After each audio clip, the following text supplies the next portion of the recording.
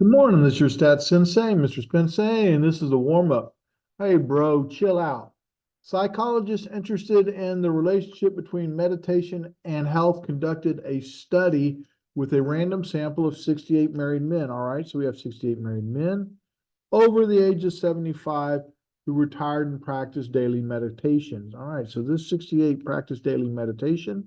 A separate random sample of 74 men over the age of 75 who also retired but did not practice daily meditation, so did not practice, was also taken. So we have two samples, one of 68, one of 74. So I'm going to go ahead and mark that down. We have one group, sample size of 68, another group of size 74, and I'm going to put an M for meditate and NM for no meditation. Of the men in the sample who practiced meditation, 36 were in good health. So 36 out of 68 versus 35 out of 74 for the other group. So let's go ahead, while we're here, let's go ahead and get our p hats. So this is going to be just 36 over 68. This is going to be 35 over 74. So 36 divided by 68 ends up bringing about 0.5294, about 53%. And the 35 divided by 74, that's going to be a little bit less than 50%. And sure enough, it's at 47%. Equals 0.47, 4729. All right. Does the study indicate that daily medication improved health? So is meditation greater than no meditation? For retired married men over the age of 75, tested alpha equal 0.01. So our hypothesis is that there's no difference, HO, P1 equals P2. Now I set it up where my P1 has the meditation and P2 is not the meditation. So alternative, P1 is greater than P2 because these meditated and these were not meditating. And we're seeing which one had better health. Format for P hat C. P hat C equals X1 plus X2 over N1 plus N2. We need to plug in. So P hat C equals 36 plus 35 over 68 plus 74. And 36 plus 35 is going to be 71.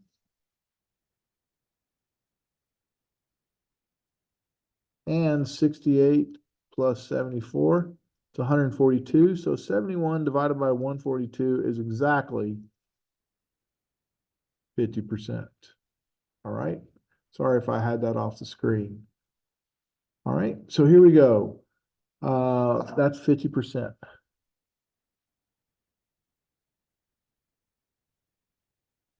So our conditions, first off, they told us that we had a random sample.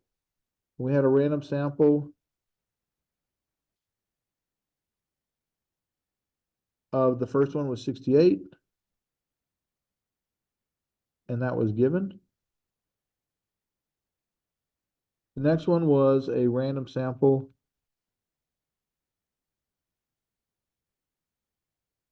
of 74, and that was given. Because we have random samples, we are going to have to do condition 3. The next thing we have to do is 2 independent groups, and that was given. They had 2 separate samples. 2 independent groups given. 2 independent groups given. 3 N is less than 10%.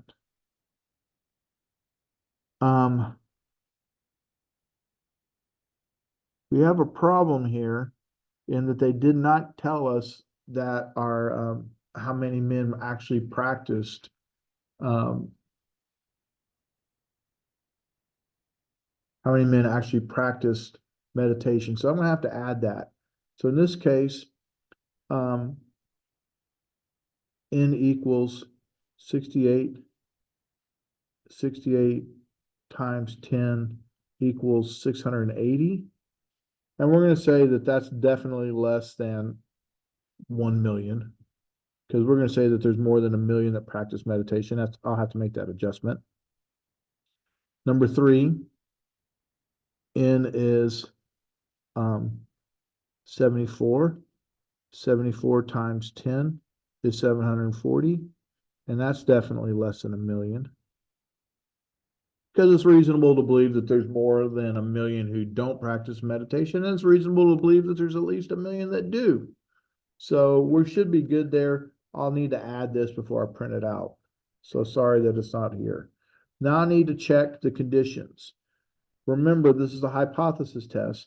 So this is N1 P hat C, N1 times 1 minus P hat C,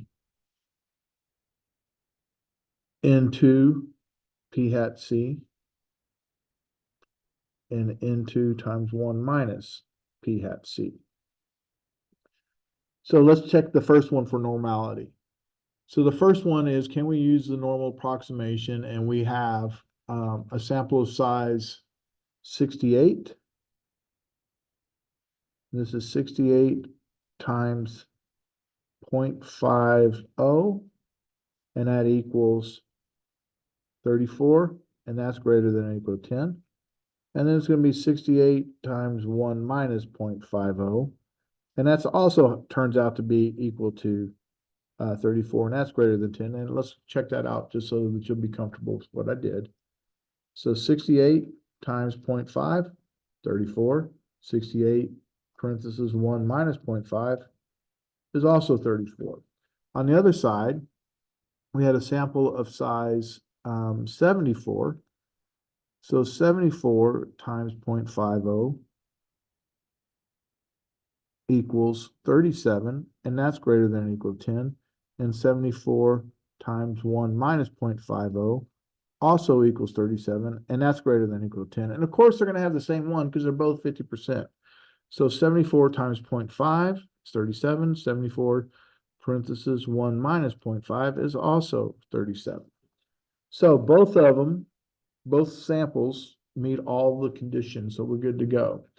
Our formula for the hypothesis test is P, said that wrong, Z equals P hat 1 minus P hat 2 all over P hat C times 1 minus P hat C over N1 plus P hat C times 1 minus P hat C all over N2. And when we plug in, oh, and by the way, we have a greater than, so that's what we're going to want for our test. So we want the probability that Z is greater than 0.5294 minus 0.4729.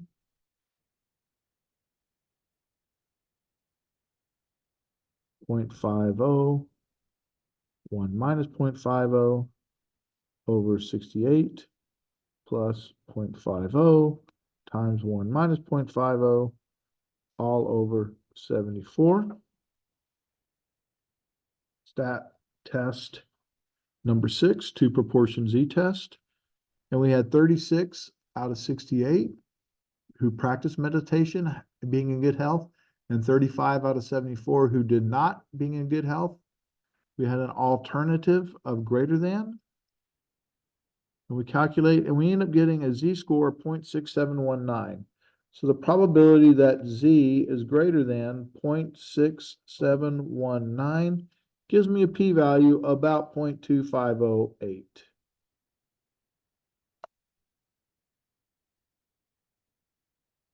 a pretty large p-value, and they said our alpha is 0.01. And 2,508 is definitely greater than 100. So our decision is to fail to reject HO. All right. So in this case, we failed to reject the null. It does not appear that there's a significant difference in health between those practicing versus those not practicing meditation. All right. Appreciate you watching. Hope to see you on the next one. Thank you.